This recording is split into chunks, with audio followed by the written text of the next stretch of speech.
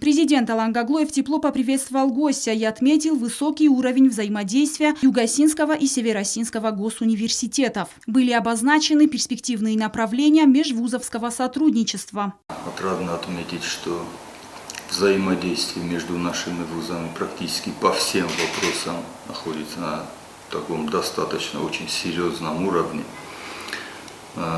Хочу выразить вам благодарность за то, что вы оказываете постоянное содействие. Всегда, как говорится, находитесь рядом и с Вадимом Бутазовичем. Есть, конечно, вопросы, которые надо еще дорабатывать, над которыми надо работать, но есть уверенность, что если мы будем действовать вместе, мы любые вопросы сможем решить. Алан Огоев поблагодарил главу Юго-Осинского государства за теплый прием и отметил, что отношения между вузами сложились профессионально-партнерские. Традиционно у нас идет сотрудничество по направлению остинской филологии, исторического образования и журналистики. А в последнее время мы хотим усилить наши отношения в области информационных технологий, физики, математики и химико-биологического направления.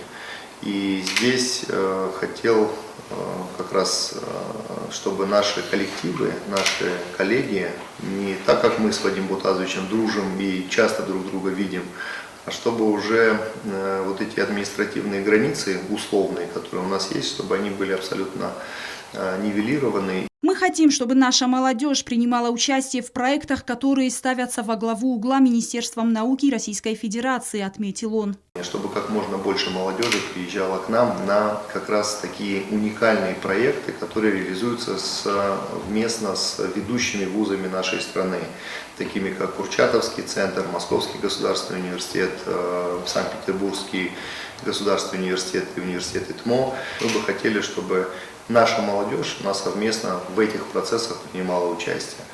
Это будет оказывать непосредственное влияние непосредственно на нашу республику, на наши республики. Поэтому хотел бы, чтобы эти отношения с каждым днем становились все более и более тесными. Поэтому вам большое спасибо за поддержку всех наших инициатив и наших мероприятий. Ректор Юго-Осинского государственного университета Вадим Тедеев подчеркнул значимость проведения встречи и обсуждения вопросов совместной деятельности. Хочется отметить, что именно на наши плечи, на плечи Северо-Осинского государственного университета, Юго-Осинского государственного университета именно возложена святая миссия.